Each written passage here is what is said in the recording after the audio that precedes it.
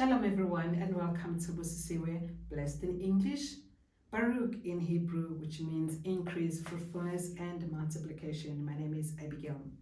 As we conclude this 6th day of creation, we conclude with the earth, the shape of the earth.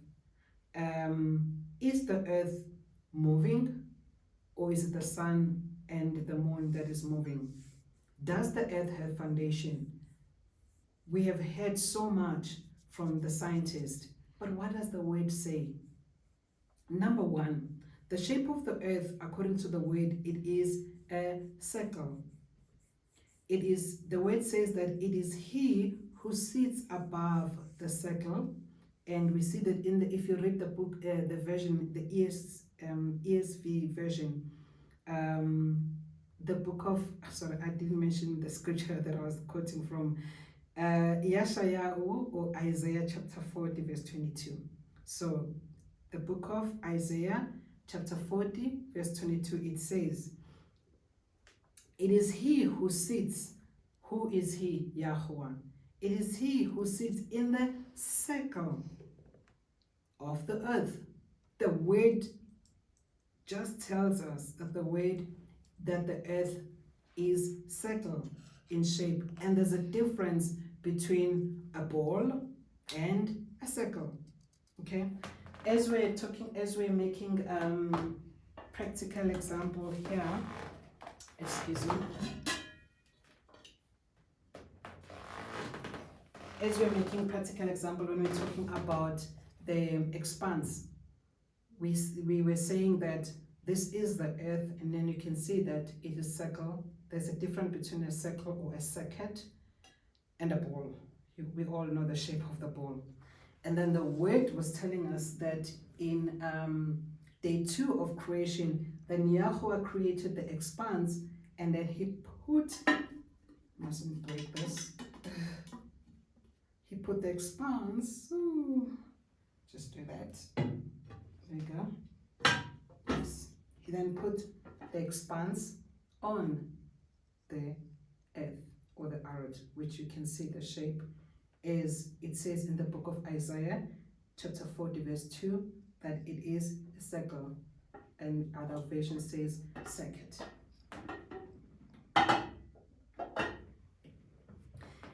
And its inhabitants are like grasshoppers. So they are, again, going back to what the word talks about, that the inhabitants of the earth who are under this expanse, inside there, as there are waters over the expanse and the waters under the expanse, but then we are in the earth, which is the dry area underneath where the earth is, because the earth or the earth means dry land.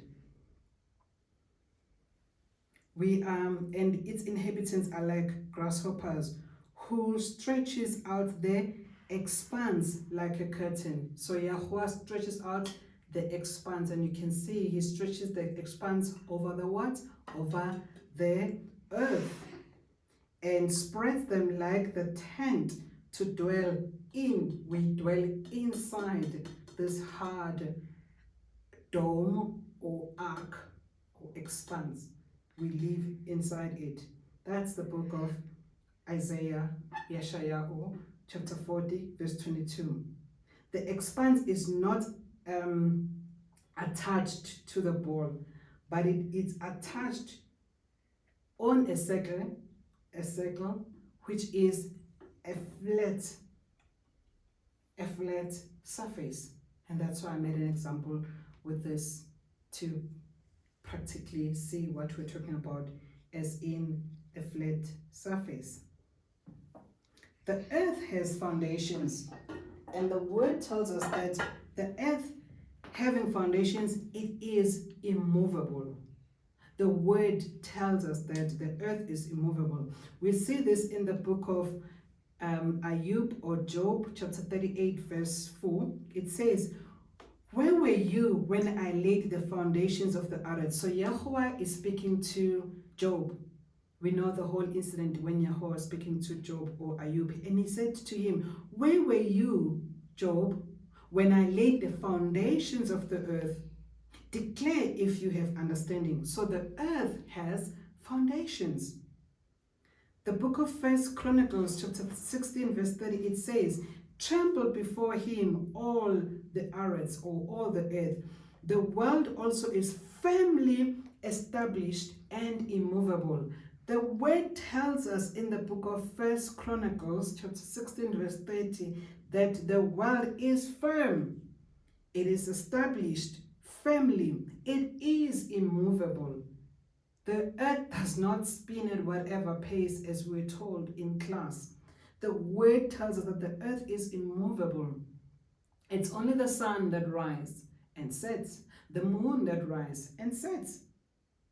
The book of Tehillim, or Psalms, chapter 75 verse 3, Psalms 75 verse 3 says, when the earth quakes and its people live in turmoil, I am the one who keeps its foundation firm. So Yahuwah keeps the foundation of the earth firm.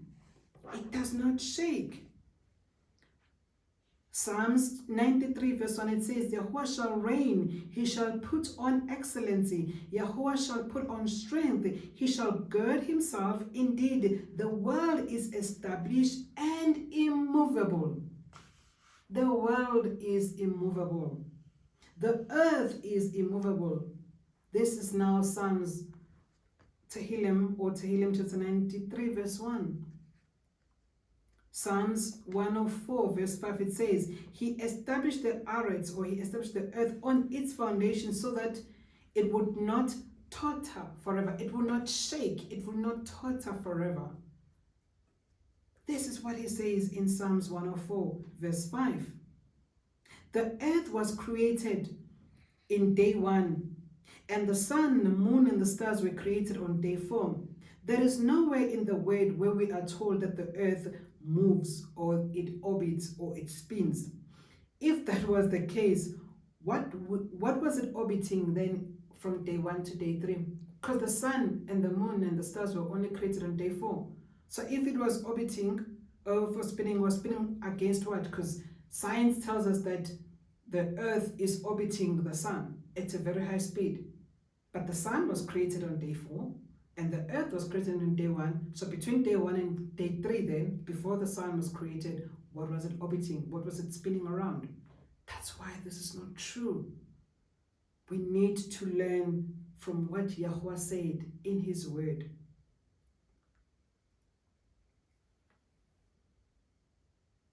Let's continue.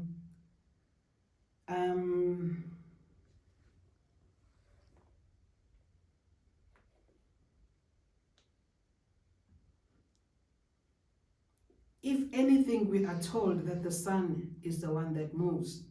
And where do we find that? We find that in the book of Ecclesiastes chapter 1 verse 5, or Koheleth chapter 1 verse 5. Ecclesiastes chapter 1 verse 5, it reads, the sun also rises and the sun sets and hurries back to the place where it rose. The sun rises, the sun sets, it hurries back to the place where it rose. This is the book of Ecclesiastes chapter 1 verse 5.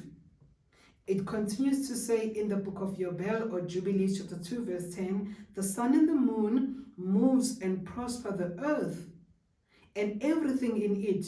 It's not the other way around. The sun was created for the earth because the earth was already there on day 1, and the sun was to prosper everything that was in the earth. Then Yahusha spoke to Yahuwah in the Yom when, so this is now Yahusha, the son of Nun, otherwise known as Joshua. So then Yahusha, the son of Nun, or Joshua, spoke to Yahuwah in the day when Yahuwah gave the Amorites over the children of Israel. And he said before the eyes of Israel, he spoke these words in the presence of witnesses. People heard Yahusha, the son of Nun. People heard Joshua saying, sun, stand still over Gibeon, and moon in the valley of Ayalon. So the sun stood still. What stood still? Only on that one particular day, the sun stood still over the instruction of Yahusha, the son of Nun, or Joshua, because they wanted to finish the battle that they were having with the Amorites.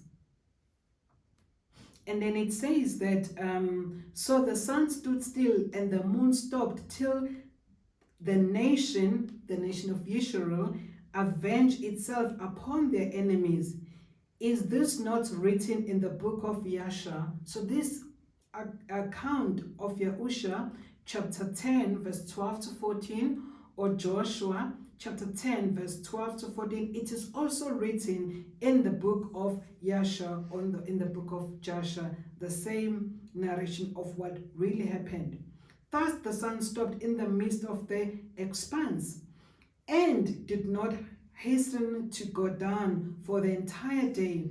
And there has been no day like that before it or after it that Yahuwah listened to the voice of a man, because Yahuwah fought for Yisrael. So the only time that the sun did not move was when Yahusha the son of Nun, or Joshua the son of Nun, commanded it in the presence of Yisrael that it would not move, so they could finish the battle that they were having. And the word tells us that that was the only time that it happened, which means since then it continued as it is, rising, setting, and the earth is immovable.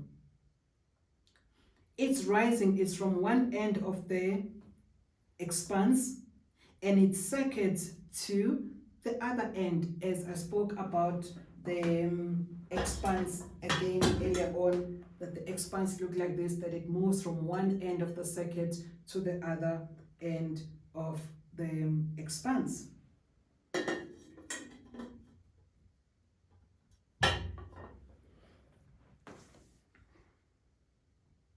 And nothing is hidden from its heat, because the sun is, Yahweh placed it on the expanse to prosper the earth, to bring heat to the inhabitants of the earth. And we see this in the book of Psalms, chapter 19, verse 6.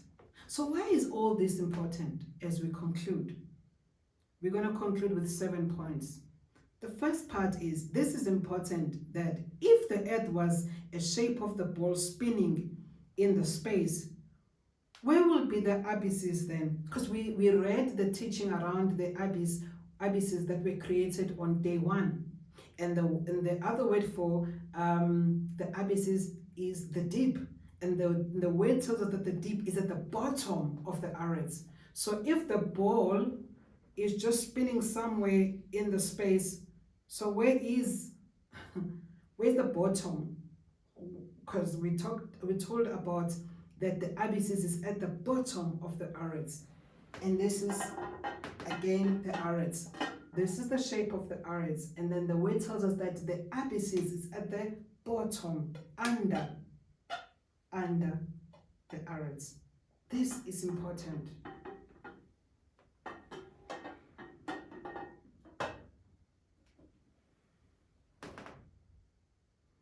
If the earth was spinning, heaven would spin too, because we've just learned from the book of Amos, chapter 6, that the Shamayim, it says that he who's building his lofty palace in the Shamayim has its foundation on the arets, or on the earth, who is calling for the Mayim, or the waters of the sea, and pours them out on the face of the earth.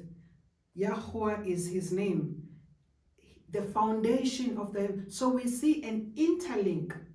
We see an interlink between, we see that in this creation of Yahuwah, as we close, we see an interlink. We have the arets, or the earth, and under the arets, or the earth, we have the abysses, or the deep. It's under the arets. It's not somewhere disjuncture or disconnected. And then we have the expanse, which is attached to the earth. And on the expanse, that's where we have the sun and the moon and the stars. And then the waters are separated by this expanse, the waters above the expanse and the waters underneath. And then we then told that the Shamayim is then sitting on top, and whose foundation is also on the Arets. All these are connected, and Yahuwah created exactly the way he designed them for a particular reason. The Shamayim, the Expanse, the Arets, the abysses are interconnected. And if we look at the book of Philippians chapter 2 verse 10, it says that in the name of Yahusha, every knee should bow, of those in the Shamayim, on the Arets, and on the abysses. This is what it's talking about. Every knee should bow, on earth or Arets, under the earth, Philippians 2:10 tells us, and even in the Shamayim. Yahuwah created male and female. He created them both, not one with both male and a female in one person. He created male and woman, or female, man and woman, male and female. In 6 days, he created 22 works, or 22 kinds. And that's why I always talk about do not mix kinds. Hasatan perverted, corrupted Yahuwah's creation by mixing, by blending Yahuwah's works, Yahuwah's kinds, e.g. the Nephilim, which is a combination of angels and human beings, mermaid, which is half man, half fish. The whole issue of the LGBTQ plus, it's also a mixing and blending of kind that is an abomination to Yahuwah, for he created male and female, man and woman. So as we conclude, it is impossible to believe the truth and the lie at the same time. Hence, you need to hear the truth and discard the lie. You cannot believe both at the same time.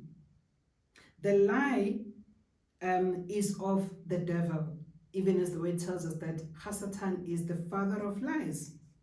And if you choose to believe that which is contrary to Yahuwah's word, then it means you've already made a choice. You've already chosen Hasatan over Yahuwah.